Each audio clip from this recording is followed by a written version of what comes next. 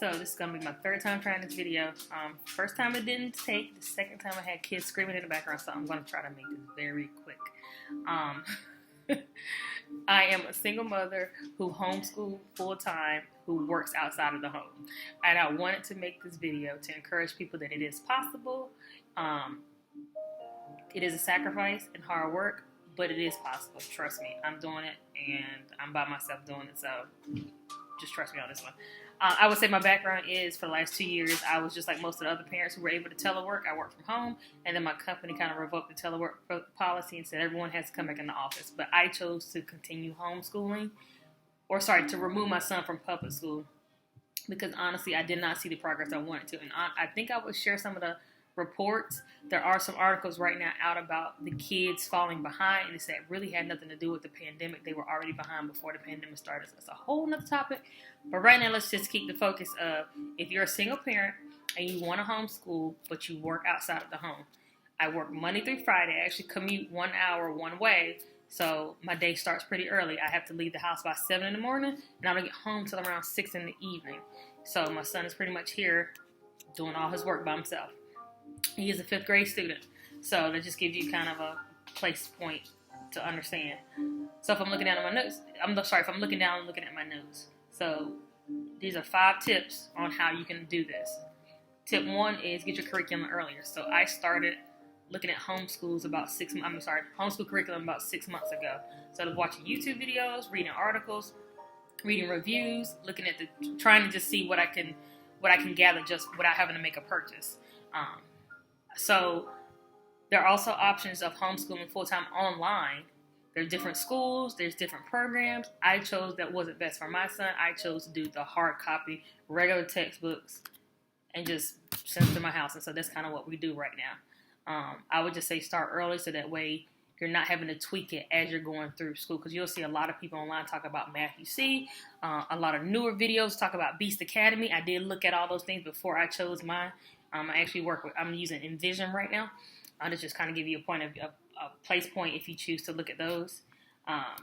But the biggest thing is get your curriculum earlier. That's basically the tip I can give you. 2 is get organized and flexible. Every weekend, I have the previous week. So I already have the year's lesson plan already printed out. That's why I said start early. So I already have the year's lesson plan planned out already, just like any teacher would. So every weekend, I actually go ahead and print out the week's assignments and put that on the board like a little map, just a little calendar. But then every day on my dry erase board, I write what the assignments are. And my son has like a little bubble, and all he has to do is check them through, so he knows these are all the things I have to accomplish throughout the day before mom gets home. Now, if he's stuck on anything, then in the evening, we have time between the time 6 o'clock to the time to go to bed. He goes to bed at 9, so we can work on something. Or, so also why I say be flexible. There's some days from work where I'm just exhausted, tired. I don't really feel like being bothered by anybody. I just want to take a shower and go to bed. And in that case, I just say, hey, we'll talk about it later.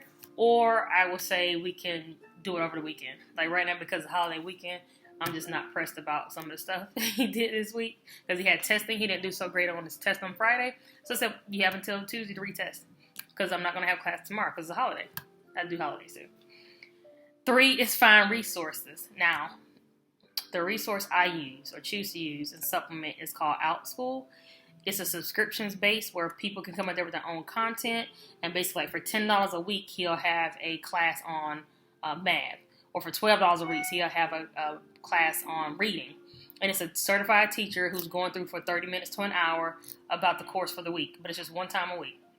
You can find them to do more, but basically they have anything your kid wants to do. So my son also wants to be a paleontologist. So I go up there. He actually subscribed to a paleontologist course where they learn about dinosaurs and what it would take to become a paleontologist. He wouldn't have had that in a regular public school, at least not here, because I'm in a rural county in North Carolina. So I feel like it gives them better exposure. There's more flexibility there.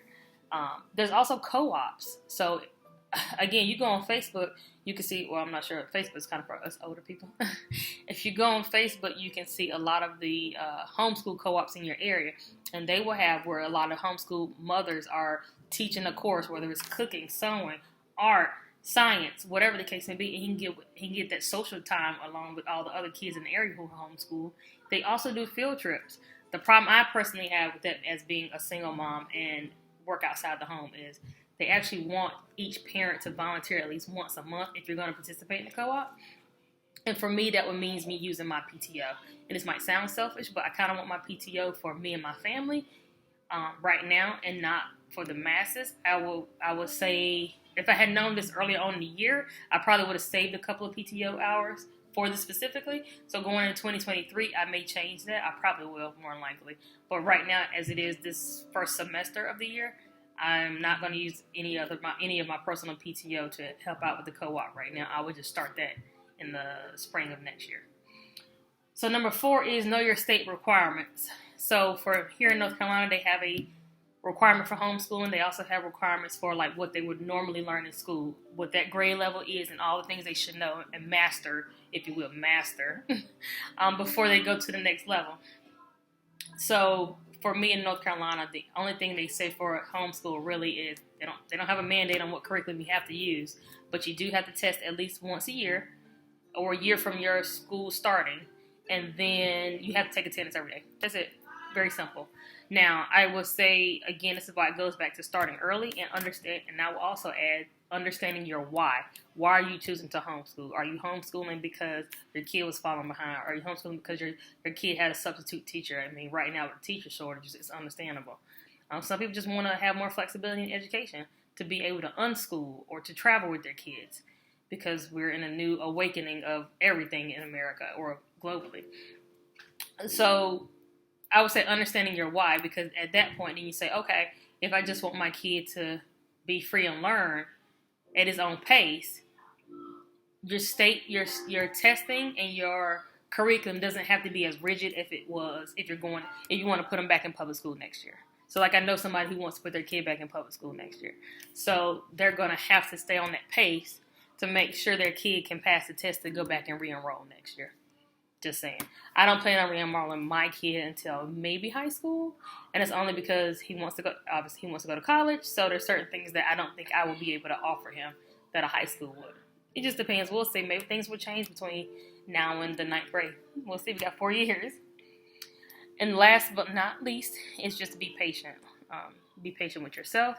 Be patient with your kids, your students, however you want to view them, because you went from being in a school environment to now being home, and you are teacher, you are principal, you are mother, you are the friend in the household. So it's a lot, and sometimes you don't get a break. Like my kids are with me all the time. So, but don't get frustrated. I think that's one of the things, like you have to also focus on self-care, so that it's not all about the kids all the time. So like today, I'm doing few things around the house because it is a holiday tomorrow. So I'm like, I'd like to take weekends, especially Saturday, just like, hey, I'm not doing much of anything because I'm just tired. And I just want to give my brain a break. I want to give my body a break and take care of me before I roll right into next week's curriculum and testing, etc. So just to recap, 5 things.